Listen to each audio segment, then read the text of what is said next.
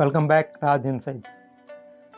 జనవరి 12, 1863లో సూర్యుడు లాంటి ఒక తేజోమయం, చంద్రుడు లాంటి ప్రకాశవంతంతో కూడినటువంటి ఒక వ్యక్తి ఈ భూమి మీద జన్మించడం జరిగింది కోల్కతా నగరంలో, పశ్చిమ బెంగాల్ రాష్ట్రం. ఆయన పేరు స్వామి వివేకానంద. ఆయన తల్లిగారు భువనేశ్వరి దేవి.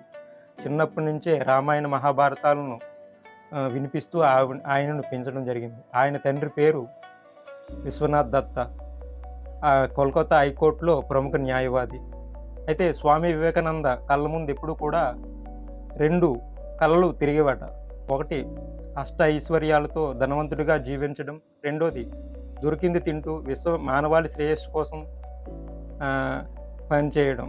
అయితే ఆయనకి ఎందుకో రెండోదినే బాగా ఆకర్షించిందంట. తర్వాత శ్రీ రామకృష్ణ పరమహంస దగ్గర కొన్ని రోజులు శిష్యర్కం చేసి తరువాత మన హిందూ సాంప్రదాయాన్ని, మన దేశ గౌరవాన్ని పెంచే విధంగా ఆయన శ్రమించడం జరిగింది. అయితే కోల్కతాలో, చికాగోలో my dear brothers and sisters, నా ప్రియమైన అన్నతమ్ముళ్ళారా, అక్క చెల్లెళ్ళారా అనేసి ఆయన ఇచ్చిన ప్రసంగం అనేది ఇప్పటికీ కూడా అదొక అద్భుతమైన ప్రసంగం.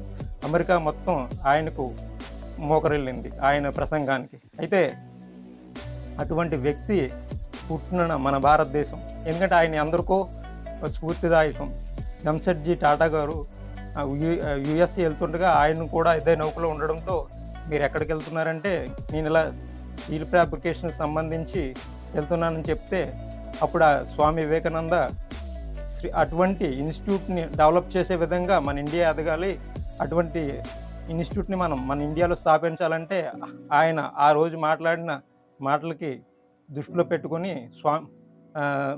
జంషెడ్జీ టాటా గారు మన ఇండియాలో ఫస్ట్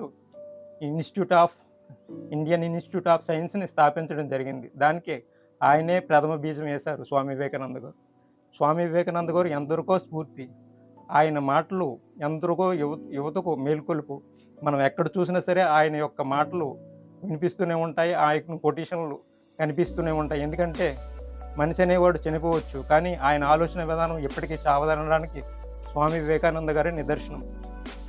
లేచి నిలబడు, దేనికి భయపడకు, నీ లక్ష్యాన్ని చేరుకునే వరకు కూడా విశ్రమించవద్దని చెప్పేసి ఆయన చెప్పారు. ధైర్యమే బలం,